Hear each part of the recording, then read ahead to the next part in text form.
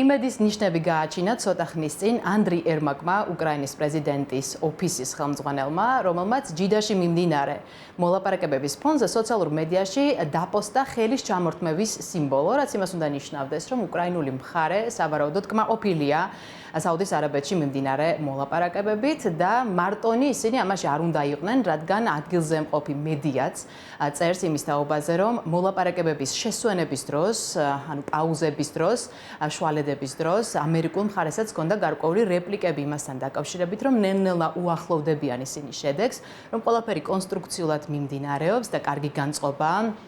ამ შეხვედრაზე შესაბამისად ეს იძლევა იმის ფიქრის საფუძველს, რომ ამჯერად სტრატეგიული პარტნიორები ერთმანეთს უკეთ გაუგებენ, ვიდრე ეს 28 თებერვალს ვიხილეთ ოვალურ კაბინეტში, როდესაც ვნახეთ, რომ დონალდ ტრამპსა და ვოლოდიმერ ზელენსკის შორის საუბარი დაიძაბა და ვნახეთ ის, რაც ბევრისთვის დაუჯერებლად გამოიყურება. რაც შეეხება თავად საუდის არაბეთში მიმდინარე შეხვედრას, რა ვიცით ჩვენ ამ შეხვედრის შესახებ, რა წინაპირობები უძღვის, ასე ვთქვათ, აი ამ შეხვედრას. ჩვენ ვიცით, რომ თავად ამერიკული მხარე ჩავიდა ჯიდაში იმ მოტივაციით, რომ მოისმინოს უკრაინის პოზიციები, იმასთან დაკავშირებით, რომ რამდენად მზად არიან ისინი მშვიდობის მისაღწევად და რაზე არიან ისინი წამსვლელები მშვიდობისთვის.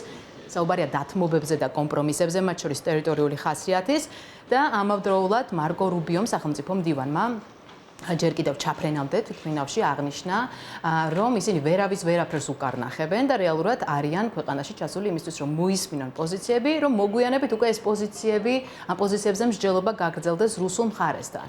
თუმცა, ამავდროულად უნდა ითქვას ის, რომ თუ ჩვენ დავეყრდნობით დღეს თავად რუსული მხარის განცხადებებს, იგივე სერგეი ლავროვის, კრემლის სპიკერის განცხადებებს, ნახეთ, რომ თავად მოსკოვის მხრიდან არ იკითხება არსებითად დათმობების სურვილი და სწორედ ამიტომ ბლუმბერგი წერს დასავლურ დაზვერვაზე, ესე ვთქვათ, დაყრდნობით, რომ პუტინს სურს, რომ ბოლომდე მიიყვანოს ეგრეთ წოდებული სპეციალური სამხედრო ოპერაცია, რომელიც მთელმა მსოფლიომ შეფასა და დაასათაურა როგორც არაპროვოცირებული ომი და აგრესია უკრაინაში და პუტინმა კარგად იცის ის, რომ მისი მაქსიმალისტური მოთხოვნები არ იქნება გათვალისწინებული არც უკრაინის მხრიდან, არც ამერიკის მხრიდან და შესაბამისად მოლაპარაკებები ჩაიშლება ამის საფუძველზე, ასეთი ვარაუდი არსებობს დასავლურ დაზვერვაში, რის შემდეგაც პუტინი ამ ოპერაციას ბოლომდე მიიყვანს. თუმცა ბუნებრივია ჯერჯერობით ამაზე სავარაუდო დასკვნების გაკეთება შეიძლება მხოლოდ და მხოლოდ. რაც შეეხება უკრაინას, რა მოტივაცია აქვს უკრაინას ამ შემთხვევაში? ერთ-ერთი მთავარი მოტივაცია უკრაინისთვის არის ის, რომ ის ზიანი გამოასწოროს, რომელიც ოვალურ კაბინეტში ზელენსკისა და დონალდ ტრამპის შეხვედრას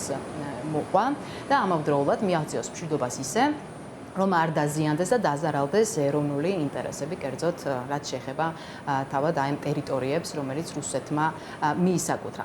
შესაბამისად, ამ მიმართულებით მიდის ახლა სწორედ მსჯელობა და უცნობია ზუსტად რა შეთანხმება შეიძლება რომ შედგეს, თუმცა ცნობილია ის, რომ უკრაინული მხარე არის განწყობილი იმისათვის, რომ პოზიტიური, ესე ვთქვათ, ფინალი ჰქონდეს დღევანდელ ამ შეხვედრას. მანამდე ჩვენ შეგვიძლია გავიხსენოთ ის, რომ თავად უკრაინულ მხარეს არ სურდა მოლაპარაკებებში ისე შესვლა, რომ არ ცოდნოდა თუ რა იქნებოდა ამ ყველაფრის გაგრძელება. მოგეხსენებათ, ამერიკული მხარე მათ სთხოვდა მინერალების ხელშეკრულების ხელმოწერას, მოგვიანებით უკვე ცეცხლის შეწყვეტას და უკვე ტერიტორიული საკითხების განხილვას და ვოლოდიმერ ზელენსკის არ ჰქონდა ამ მიმართულებით, ესე ვთქვათ, არის არგუმენტები. შესაბამისად, ახლა, როდესაც კიევი უკვე მოლაპარაკებებთან მაგიდაზე ზის, შეიძლება ითქვას, რომ უკრაინამ გარკვეული გზავნილები მიიღო ამერიკის შეერთებული შტატებისგან, იმგვარი, რომელიც მის ეროვნულ ინტერესებს არ ეწინააღმდეგება.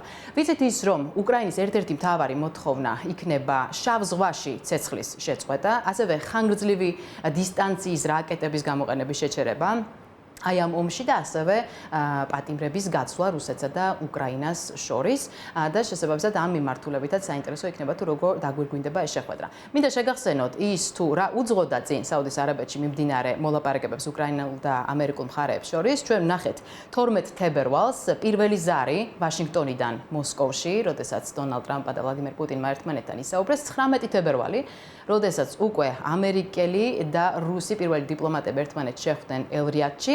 მოგვიანებით უკვე 28 თებერვალი, როდესაც უკრაინის პრეზიდენტი შეხვდა ამერიკის პრეზიდენტს და ვნახეთ ის, რაც ვნახეთ ოვალურ კაბინეტში და მოგვიანებით ამას მოყვა უკვე 4 მარტი და შეჩერებული სამხედრო დახმარება უკრაინისთვის, ამავდროულად კი შეჩერებული სადაზვერვო ინფორმაციის მიწოდება უკრაინისთვის და დღეს ჩვენ ვხედავთ იმ შეხვედრას, რომელიც როგორც ჩანს პოზიტიურად მიმდინარეობს. ჯერ კიდევ ველოდებით შეხვედრის დასრულებას, მოგეხსენება 7 საათზე მეტია, რაც იგი გრძელდება და ყველას აქვს ძალიან დადებითი, ასე ვთქვათ, მოლოდინები ამ შეხვედრასთან დაკავშირებით და უნდა დაველოდოთ ჩვენ ამ შეხვედრის დასრულებას იმისთვის, რომ უფრო კონკრეტული ხაზები გამოიკვეთოს სამშვიდობო პროცესთან დაკავშირებით.